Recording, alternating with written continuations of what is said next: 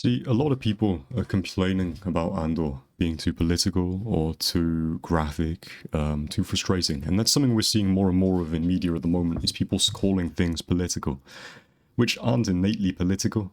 Now, first and foremost, let's address the elephant in the room. Andor is a political drama for the most part. It's about people rising up against a system that is oppressing them and is problematic, and that's something that has been written about and, a key part of media basically forever since the Greek era. Since, a lot of Roman tragedies and a lot of Roman plays were written about similar things, an oppressive system which one must rise against. You see a lot of the Greek mythology is about rising up against gods who were oppressing mankind or oppressing certain individuals and doing wrongful deeds and getting punished for it. So, why is it that people are calling Andor political? Well, again, there is a lot of political kind of information involved in it, but let's not act like Star Wars wasn't always political. The whole concept of the Empire, the whole concept of the rebellion, a lot of the stuff to do with Endor, a lot of the stuff to do with Endor, sorry, not Andor, like the planet, the Ewoks and all that stuff.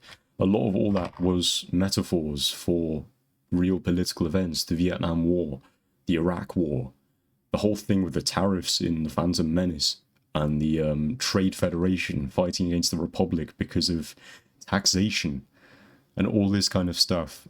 Let's not act like Star Wars hasn't always been political. And it's something we're seeing more and more as well, where people are saying this media is virtue signaling, this media is just forcing certain things upon people.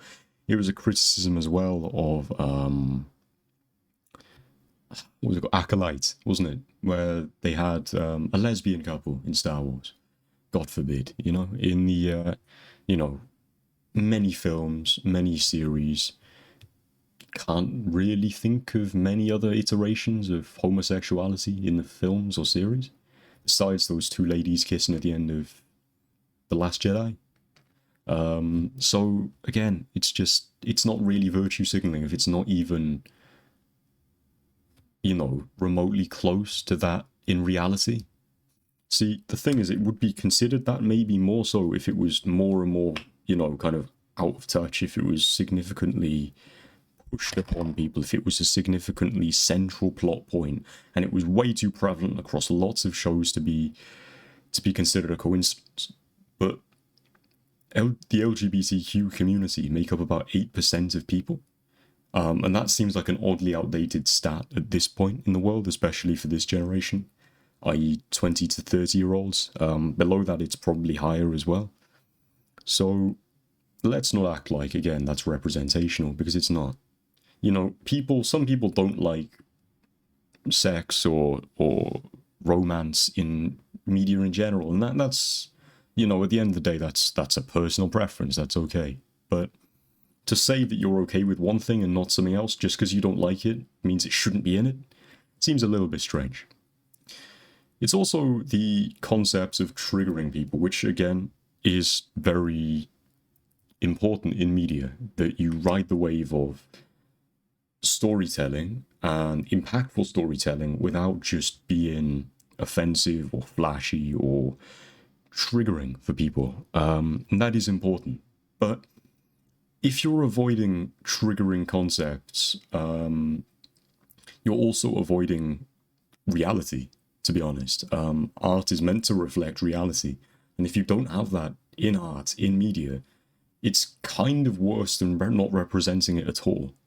What does this mean? Well, if it's a badly done scene, if it's a badly done, poor taste piece of artwork, piece of media, then the criticism is absolutely correct. But just criticizing it purely for having that in it at all seems a little bit juvenile.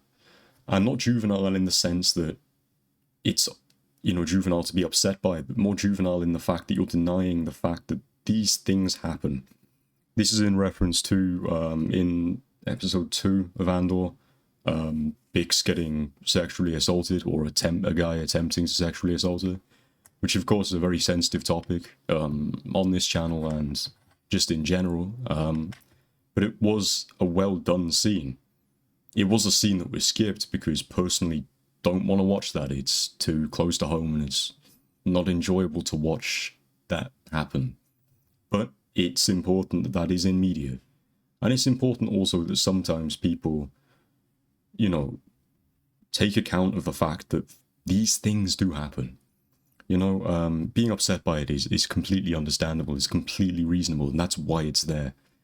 But it's also to remind you that these horrible things do happen. And if you're saying this has no place in Star Wars, maybe there's an argument for it, you know? Maybe it is meant to be that distraction, you come home late from work and you just turn on the television. But Andor isn't really that series. If you want that, watch the Clone Wars or watch, you know, The Mandalorian or something like that. This is more of a kind of political drama, really. Closer to something like, you know, one of the old Bourne films or something like that. So alas. Again, back to virtue signaling as well. It feels more and more that there are more diverse casts being presented and people are seeing this as virtue signaling, as if, you know, the Hollywood or Disney or all these places have to be predominantly run by white people, as if they haven't been for the vast majority of history. These shows aren't even representative of people across the world closely. You know, there'd be a lot more Asian people in them if they were. And that's not to say that they need to do that or anything, but it just seems quite Anglo-centric, American-centric to suggest the fact that all these people have to be white. Well, the majority, and when it's not majority white straight people, it's virtue signaling. Come on, let's not be silly. The world's a big place, right? And the media doesn't have to represent all of that. And it doesn't have to represent all these experiences that people have. But it's important to have at least some of that representation of the good, the bad, and the ugly.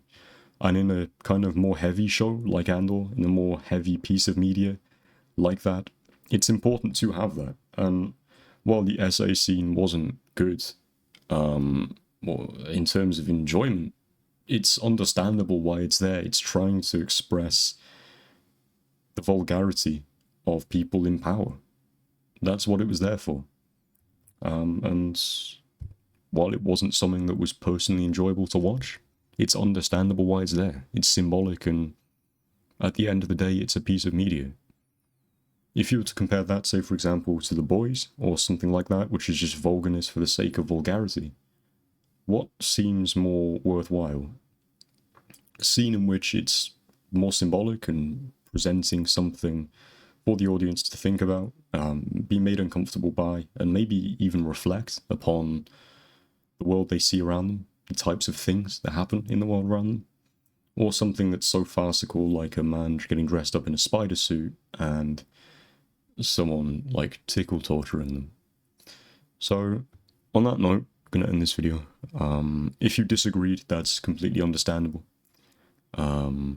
It's been a while, so this articulation might have been a bit rusty. Yeah, thanks for watching. Back with consistency more so now.